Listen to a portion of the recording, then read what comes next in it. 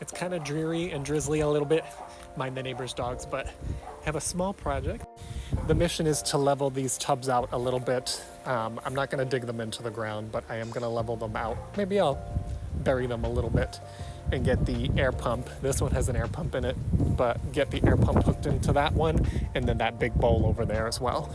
You see a big guy in there.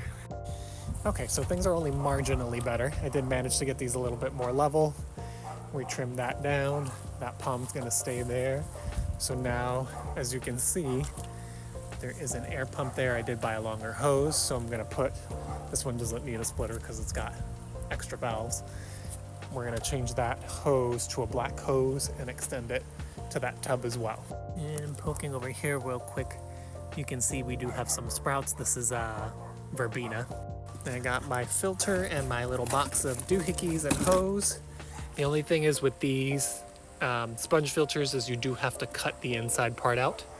So I took the sponge off, and this is what it looks like on the inside. It has a cage, but you actually have to, this is what I don't like about these, is you actually have to cut the inside out in order to feed. Well, you can put the line right on top, but then the bubbles come right out of the surface and it doesn't create as much suction.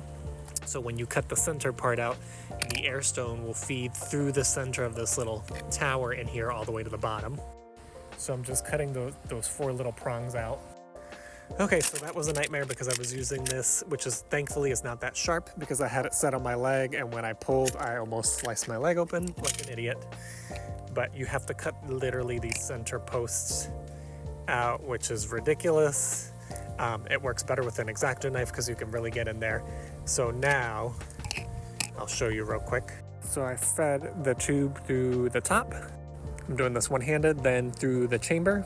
The second chamber is actually in there. I'm gonna add the air stone.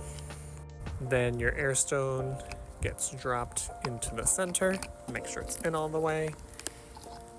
You pull your first chamber down in there, and I can feel it pop into place, and there you go. So I believe this is a 25-foot hose. So we are gonna go ahead and, actually if you squeeze the sponge a little bit so that it blows some of the bubbles out and then absorbs some water, it should, there you go, see it dropped straight to the bottom. Okay, so that went a little bit quicker than I thought, so sorry for the crappy filming, but I was doing everything one-handed.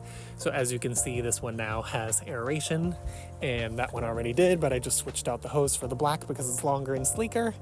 We're gonna go ahead and top this off, and then these are probably gonna sit for a couple days until I get little, either mosquito fish or little goldfish in there. Not gonna get any koi or anything crazy because these are not that big, and I don't wanna get something that's gonna outgrow these and then not have a place for them. So I do have an extra one that I planned on using in here, but I don't think it's gonna fit. And these guys have been in here for quite a few years and look fine. My plant keeps falling over, but you can see it's got these lilies in here, and you can't see them, but there are mosquito fish in here. Okay, water's topping off. It is not reverse RO, but there is a kind of like garden filter on there, which helps with some of the sediment and then also get rid of some of the chlorine that's in the water. You can definitely notice a difference between the smell of tap water with and without the filter. But yeah, so it's gonna fill up. I think that's good because we are actually expected to have some rain. So top that up.